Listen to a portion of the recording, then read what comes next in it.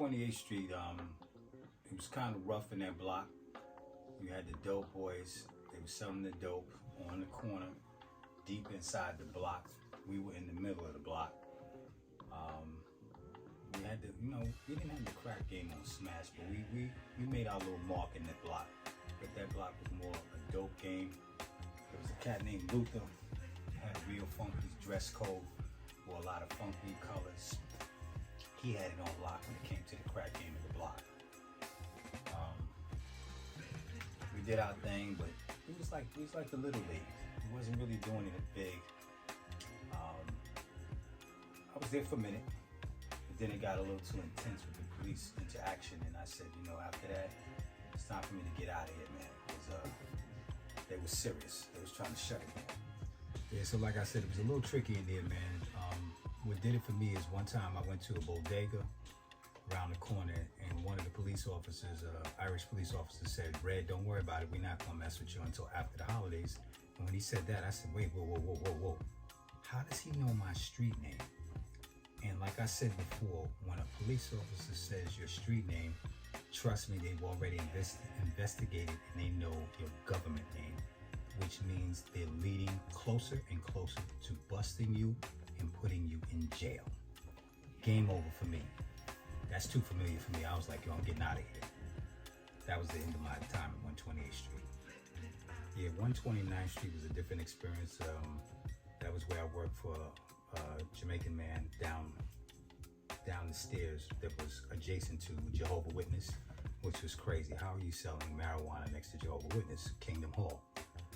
What happened there is the police bust the place, and I got out of there without any problem. And I realized that too was getting too close for comfort. But the main thing wasn't the police situation. It was the fact that the woman stole the marijuana out of a big garbage can that the boss had, because she was mad that she was the only drug dealer's girlfriend that didn't have a nameplate. At that particular time, name chains were very popular. Bracelets, necklace, had your name on it. And she was like, "Red, I'm the only drug dealer girl who don't have no jewelry with my name on it. I'm gonna get some of Desmond's weed and I'm gonna give it to you. I'll give you a 60-40 split." So I was like, yo, that sounds good to me. But see, the thing about it is when you get in cohits with somebody that really doesn't know the business, they're just doing something because they want to get even or some malice in their heart. They don't know what they're doing, and you don't know what you're doing messing with them. You got no business mess with them. She made the bags that she stole the weed. She stole the weed out the garbage can. She made the bags so fat that they didn't make sense. What he charged for $10, the going rate, she made bags that were equivalent to $20 worth. And instead of breaking the bags down, my dumb ass took the bags and sold them as is. So guys were like, "Yo, Dad, you giving it up like that? Yo, the bags was crazy fat." He's like, he looked at the bag. He's like, "Oh no, here's $10. I want you to go down there and get me another bag, and let me see if it was a mistake or if this bag was actually consistent with what you just showed me." So he gave the guy the $10. He went down there, got the bag. The bag was ridiculous. It was a $20 bag for $10. That's when he knew either I was selling somebody's stuff in there independently in his spot, or it was something else he needs to investigate. It might be in-house. Once he checked the garbage can and seen that the weight was off, he knew it was his lady that was stealing from him. So he comes to her, boop, boop, 2-piece sugar lump, black to eye. She comes and sees me the next day. She got black shades on. I'm like, I ain't thinking nothing. It's a nice sunny day out. She says to me, "Red, the jig is up. Big ass black moonshine eye." I'm like, yo, what the fuck is that? She said he found out I was stealing from his garbage can where he had all the weight. So I'm thinking to myself, if he know you was stealing, what he thinking of who you took it to or how it went down? I'm concerned. He comes to me the same day and says, "Red, I realized you was down with my girl, she's stealing my weed. Now, I take care of her. But you're my man. I feel like you made a poor decision, but I don't know if maybe next week I feel the same compassion in my heart. I might have to do something really bad to you. So before I keep seeing your face and feeling a certain kind of way, I have to break away with you."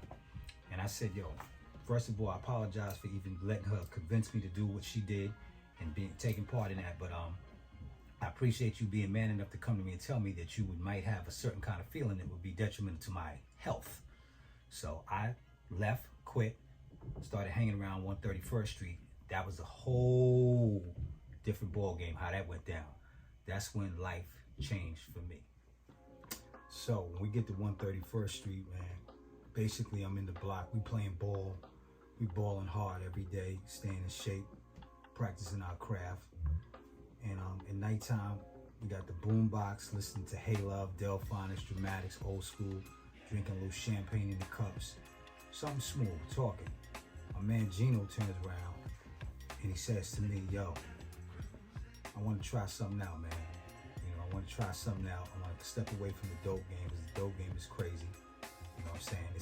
It's rough all around because people, it's a dependency that you need to prevent from being sick. And if you don't do it right, your hands swell up, you get gangrene. It's a nasty drug habit to be a part of. So he wanted to try out the crack game. This is why New Jack City is such a crazy movie for me, because it shows how the curiosity of the boss man to try something new turns around. The right hand and the boss man get together and they make things happen. So he says, yo, I'm gonna try this out. You down with me? I said, yo, whatever you want to do, man. Let's walk this together. So he gives me a couple of $100. He gets some ounces. We blow the ounces out one day. Boom. He says, yo, here, get some money. Go get an eighth. At that time, an eighth was about $16.50. $16.50, blew that out. I was like, yo, we really starting to get some momentum with this. Next thing I know, he got half a key. He like, you ready to rock? I said, yeah, I'm ready, man. Put the Ziploc bag, $10,000. Here, go get that. This is where it gets a little crazy, because now I'm dealing with going up to Washington Heights. Really, it's actually Hamilton Heights. It's not that far. Hamilton Heights is in 140s. This is it's an area known for Dominican hustlers, drug dealers. Wait, I go up there. Now, I'm a little, real talk, I'm a little apprehensive, a little nervous, because they pop you in the head, drop you in the back door alleyway, take the money. I'm in the crib, I'm waiting in the living room. I'm in here, and I'm actually getting real religious. I'm praying, like, God, this ain't the way I'm supposed to go out. Please, watch over me. I'm foolish, I'm greedy, I'm stupid, I'm young, but this ain't the way it's supposed to end for me. Everything went right. They came back, gave me the 10K, they gave me the drugs. I get back to the block, and from that moment on, that half a key, next thing I know, we're doing keys. We're killing it. Got the block is hot. We got the best product because we don't use as much comeback, things that most drug dealers use to stretch the coke to make more money. We didn't. We used basically baking soda, water, coke, period. We had good shit. It was pumping. Everything was going well. Basically, man, that was like the prime years of my life, because in the hustle game, you was either, there's several things. You was either nice in sports. I was nice in sports. My dress code was straight ridiculous. I really didn't do a lot of clothing that was like very popular. I wore stuff that was from downtown. I wore pink, yellow, orange. I wore real pretty pastel colors to attract the women. You know what I'm saying? But I did also like other hustlers and rappers and music. I did fuck with Dapper Dan. Dapper Dan currently is very popular. You know, he's in Gap. He's doing world tours all over the place. So I'm a part of that, the generation that basically did buy a lot of clothes from Dapper Dan. I had a denim suit that I designed myself with his tailors. The denim suit, it had a V for Valentino, who was one of my favorite designers. But the Valentino V had the Gucci's in it. Then I had a little pocket, Gucci pocket, and that was it. It was real simple, but it was clean, and I designed it. So I didn't go through the lookbook. Everybody went through the lookbook because they wanted to look like what they saw. They saw it, so they liked it because it was on a model or a person, an everyday person they knew, so they followed it. I was like, nah, to this day, I always want to design my own stuff. I do not want to look like anybody else. Then I had the Jordan 1s. I had the classic black and red joints. I told them change it to green and yellow. Seattle Supersonics was hot back then. Downtown Freddie Brown, Lonnie Sheldon. They had the Bomb Squad. They was killing niggas. I said, yo, let me get the green and yellow Gucci, and let me get the fitted hat, green and yellow match. Let me tell you something, man. Let me tell you something. You're gonna hear stories. People gonna lie. They're gonna fabricate. B, I couldn't make it 2 blocks without somebody pulling up on me like, yo, my man, them shits is fire, B. Like, yo, where'd you get them from? Yo, Dapper Dan, man. You know, but I did throw it out there. I designed my own, so you could go in the lookbook. You ain't gonna find these, cause I told them how I wanted it, and it was made to my specification. So you know, it was dope. I did my fashion thing. I played ball. I was nice. You know, had my little share of females. You know, some of the popular females that cats couldn't get to. Never had a vehicle, so it wasn't like I pulled up on you in the Jeep or the Benzo or the Beamer. I was pulling up on you in fly clothes. Had a gift for gab. Was pretty handsome. Had the curly hair. You know what I'm saying? And that's basically got me over, man. I never, ever owned a vehicle. None of that. If you was feeling me, you was feeling me because of who I was, my visual, my mannerisms.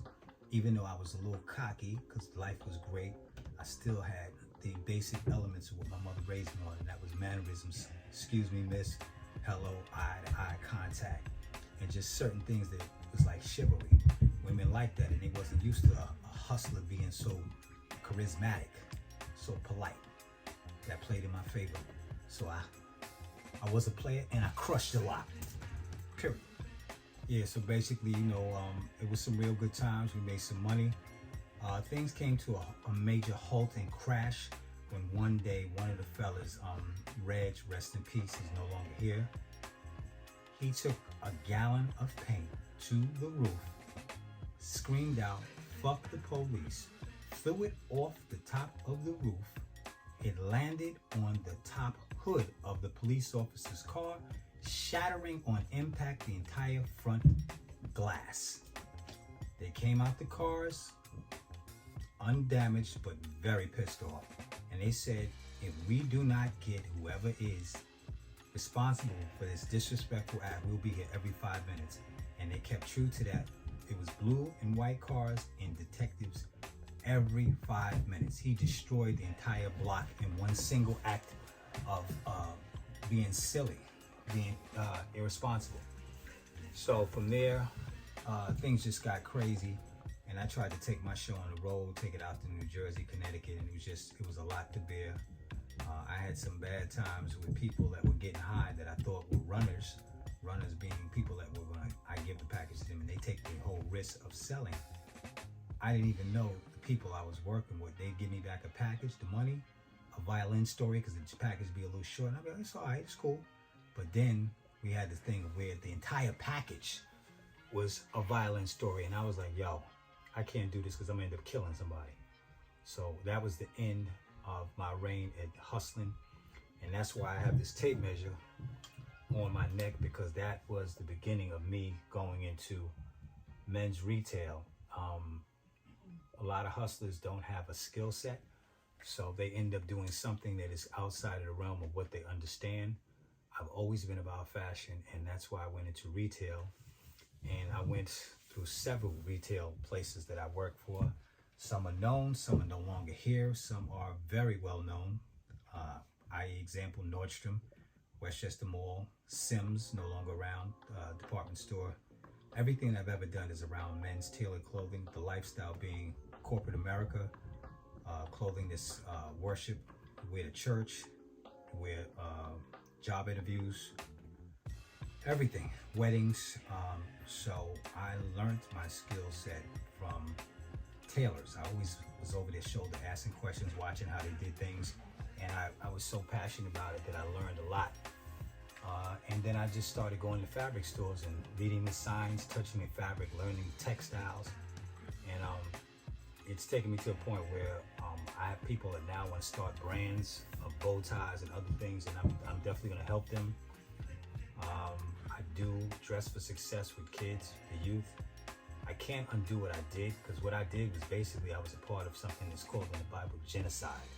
When you do something that's against people to a point where you help destroy people, you help destroy your race, your community, your greed, your ambition to be Big Willie, so to speak. You just, you don't care about anybody. You just care about your life is good. You're eating good, you're dressing fly, you got all the females. but you are a genocide. I don't really look back on that and have glorified stories. Sometimes us hustlers get together and we talk about it and we seem like we wish those days would return. But in retrospect, man, what we was doing was whack. And we have people to this day, uncles, fathers that are still on drugs. They never recovered from it. So we have to live with that for the rest of our lives. The only thing I can do now is just do mentorship, teaching kids how to dress right, doing just anything you can to give back to your community that doesn't glorify your past days of poor judgment and selfishness. So that's basically it. The crack era was crazy. We did our thing. We went through our phases. Right now, we try to teach the young youth that, you know, pull your pants up, put on a nice suit, you know, stop calling females bitches and hoes, and just live a life, where, a life of a man who believes in God, who carries himself like you believe in God. Thanks. So I just